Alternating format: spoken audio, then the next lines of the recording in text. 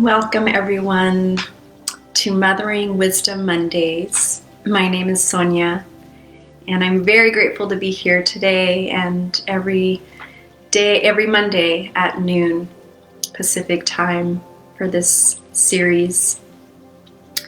Welcoming all the mamas to beings, to projects, grandmothers, and honoring the Divine Mother, honoring the Ancient Mother, the Earth Mother, the energies that are present on the land that you sit upon now, honoring all that is Ma, the creation, the birth of creation, the one who created us here. Thank you for being here. Welcoming you all in the physical realm as well as all of you on the non-physical spiritual realms. Taking a few moments here to drop in, to tune in to yourself, to tune in to what's here right now for you, being present with yourselves, connecting with yourself, that the breath is the bridge from spirit into your body, feeling your sits bones, feeling your feet anchored into the earth here. As mamas of creators, creatrixes, it's really easy to spin around in the mind and getting our lists done. And I'm inviting you to be present. And how present can you be while you're mothering? How present can you be with yourself? It's not always easy, I know. It is something moment by moment. And you take it one moment at a time. My grandma used to say, poco poquito, little by little. And one breath links to the next breath, the next moment links to the next moment. So I've had a few conversations with women and other beings about passion and how to support our children with their passions to feel inspired. Many of our children right now are on Zoom, behind a computer screen. Perhaps they aren't socializing or engaging with their peers as, it's so important in the emotional, spiritual, physical, on all levels, the development of children, of people, that we're raising them and we're modeling and we're mentoring, what it's like to be a being here on earth. And just as much as I've learned so much from my son by observing him and him being so connected to spirit, when you're born, it's like you're still really connected to those spiritual realms and the imagination. And as a mom, I found myself getting swept away with the responsibilities and being in the mind and being kind of disconnected from passion. And so I've received that question, I've just been in that inquiry. And really what it comes down to it is how to nurture yourself as a mother. First, you need to know and tap into your own passion. I know for me, it was so daunting being a single mom at 7.5 months pregnant, knowing that I wouldn't be with my son's dad. Really, the moment I conceived, I knew that it would be a co-parenting in a different way, not living in the same space. And as an extremely independent woman, that I love my independence. I didn't like to be locked down or bound by anything or anyone. I loved and I thrived. And sure, I think it got me into some trouble. It was definitely a limiting belief of mine of, I've got this. I'm a strong woman. I don't need anyone. Definitely a protector there. And there was something that underneath that all, there was like engaging with spirit, as I was pregnant or as I, had my son. How can I still engage with my passions? How can I still be a good mother? Sometimes there's this myth, if we as mothers take care of ourselves, we go to a class or we go out of town, or, that we're bad mothers because we're not there for our children. And so how many of you have or are in that cycle of being that everything for your child, and how many of you have forgotten who you are? as a person. We go through this rite of passage the moment that we conceive and we have a being in our belly, and the moment we give birth, we are initiated into motherhood. It's something that is not really honored or celebrated or acknowledged in our culture, in the Western culture. In many other cultures, it is definitely the rite of passage, and those times of pause, and those times of shifting from one spiritual state into the next, and in our becoming, it's honored. And so it can be really confusing, when we have our children and we give our everything to them. I nursed my son till he was about 3, and literally you're feeding, you're nurturing, you're giving. And so from a young age, from when he was young, and still being a single mom, and having support from family and friends, and yet it's doing a lot of it solo, it was really important for me in that moment. I knew what my passions were, before being pregnant and in the moment I couldn't go to a dance class with him or a yoga class. And so I found different solutions, and I would communicate with them. I'd say, okay, we're going to go in yoga studios, they have sometimes kirtans, which is devotional chanting, and it's very family friendly. And so I decided to find and investigate, what is something that I love that can still, spirituality is very important to me. So I'm going to choose that, but whatever you're passionate about, really connecting with what is it that I desire in this moment, and to explore, and so I would bring him to these kirtans, and I would, get on my knees, or I'd pull him up and just have a conversation with him and just say, okay, we're going to be quiet. We're entering a sacred space. We're entering a place where we're all going to be quiet, and we're going to be listening, but you can sing and you can dance and you can move. And if you need something, just let me know. Just tap me on the shoulder, and you can whisper, and they don't whisper very quietly. And, we'll take care of your needs, and then we'll go to the park afterwards. We'll go to the park before. And so it was something that I'm using it as an example of how I engaged with myself in a way that it emptied and it filled me up. That I can still maintain my sovereignty as a mom while still staying and maintaining connection with my son, and through communication, through my open heart, and not to say it's always easy. There's definitely moments where a child's screaming and, you're trying to get to where you're going. And so it's really a matter of taking these moments to pause. Every moment that's so important, to pause and to breathe. And so I invite you in this moment, if you're here with me now, or if you catch this later on, to take a few breaths and connect with that person, with yourself, rubbing your belly and your chest.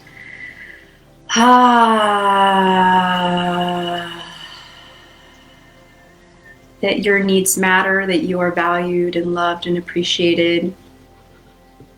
Thanking you for your service of being a mother, for bringing in the future. And even that is sometimes not valued or honored. What is it you do for work? What are you working on?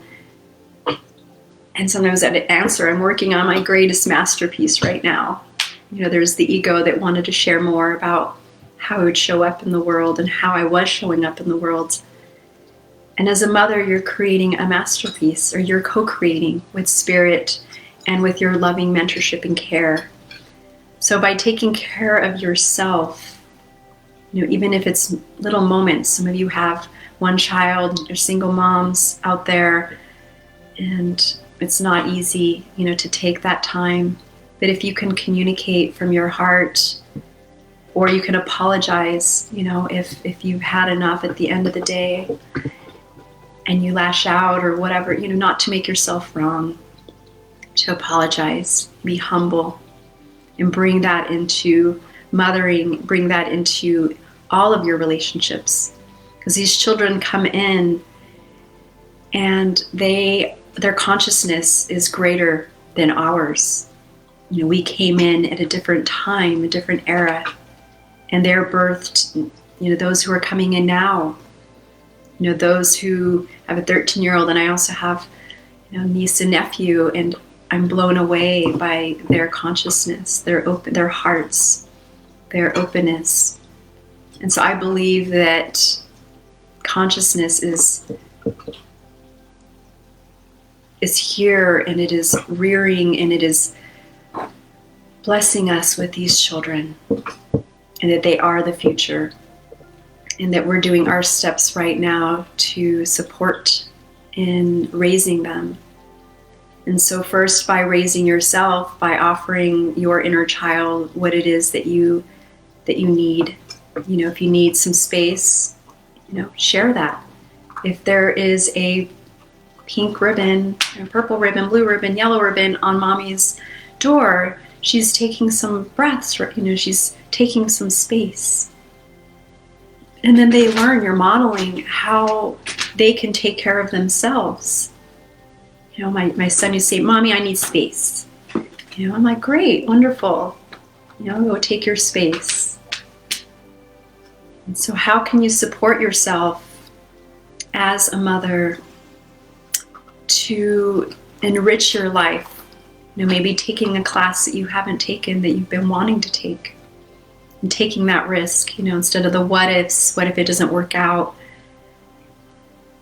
to really take that leap. The only way that anything will ever shift in your dynamic with yourself as a mother and with your child is if you pause and you do that inner work. Because sometimes, we've dug ourselves in a really deep trench, and it's challenging to come out of that. And so by being here, we're here together. You're welcome to reach out. I know it's a time where lots of mothers, lots of people, but we're focusing on mothers here. They really want to, they love their children. How many of you love your children and you want what's best for them? And sometimes there are some mothers that overgive themselves. They give to the point of depletion. Or they're so busy with their work, with making money, because they have to, that they may not spend the time with children. Wherever you're at, we can all start over, and it just takes a moment. Sometimes when I've had a full day, been many of them as a single mama, sometimes simply having dinner together and breathing and connecting across the table. We're talking about these simple moments that can really transmute these larger energies, that are present and alive, or emotions within us, the guilt, shame, the not enoughness. It takes those small moments at home, in the car, it takes slowing down. Reading at night is such a wonderful, beautiful way to bond, finishing even the day, deathing the day and going into the evening. Sometimes that's when the fears come up for children. And their mind, they're moving, their little bodies are so active, and they're moving, and that's the one time that they are resting and laying down, and then the thoughts come in. And that's the time where mamas generally need a break. And so pausing and taking those breaths together, you can even do that together. You can meditate together. Mommy's going to meditate. What's that? You can close your eyes, breathe. You can do this outside. You listen to the birds. You listen to your heart. Feel the earth. So there's so many different ways to ignite passion, but really it's connecting with yourself so that you can speak from that place for your children. So often parents can project what they feel is best for their children out of love. It's out of love. But how many of you like to be forced to do something? Nobody can tell you what you're passionate about. But as parents, sometimes we do have to steer them in a direction if they're in a maybe depressed state, or Cophic steak, or they're integrating. They're in their own rite of passage. Sometimes when they turn 7 or 9, or in adolescence, it takes more time, it takes more energy out of them, and so they might be sleeping more, and they might be, need to be invited. As their mother, I used to track, when my son was under 5 years old, I knew what his passions were.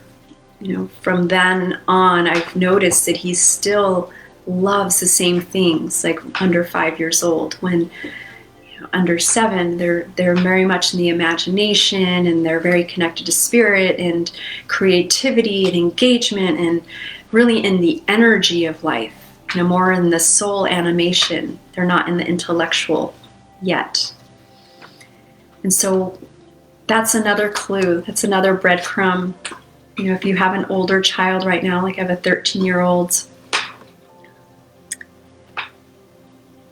to remember, what did he like, under 7, under 5? And for him, he loved numbers back then. He was very loving and cuddly and very connected with his eyes, and very explorative and adventurous. I love baseball, love to sing and play and be in the joy. And ever since then, that's pretty much what he's, how he lives his life. And I often remind him, just as much as I remind myself. Sometimes we forget, and we have to remember and reconnect with our passion and how we started off this conversation today. And it may shift, it may change. Maybe it's as much as I like to be still and silent, and maybe those activities look like yoga, or taking a walk in nature, meditating outside. And then I also like this dance of movement, and so maybe it is dancing, or going for a run, or doing something more energizing, to metabolize the emotions. And so there is a dance, and it's a listening, and it's a reconnecting, with yourself, so that we can model that and we can share that with our children. So how do I inspire my child? First, it starts by inspiring and feeling inspired by your inner child, to ignite that flame so that we can model that. They see when we're in our joy and our passion. They can feel it. And not to underestimate that potency of feeling that connection. For me, it's feeling connected to spirit, and feeling connected to my whole life, and feeling connected to all of creation that really kind of orchestrates and animates and allows that inner freedom to come out. So I'm here if you wanted to reach out at all. How are you in your inspired life? Is it you need a little more fire in your life, or a little more peace and calm to listen to that? And how to nurture and support your children, and really, communicating with them so they trust you, opening your heart to them so that they can feel the love, connecting with them from an authentic place of being present. You're not, on the phone and then asking them. They're going to feel that you're ungrounded and you're not, whether they use those words or not. So I invite you to slow down and to remember what your passion is, what you're inspired by, and to ignite that in any way. It's especially important during these times to feel inspired, so that you can connect with that when things, get rocky outside, and to bring in spirit and the energies that are here. If you simply take a moment to pause. Thank you so much for joining me today. If you want to learn anything more about my offerings, You're welcome to check out my website, soniareese.com. You can private message me here on my Facebook private message. Leave a comment here below this video. And otherwise, I will see you next week. Thank you so much.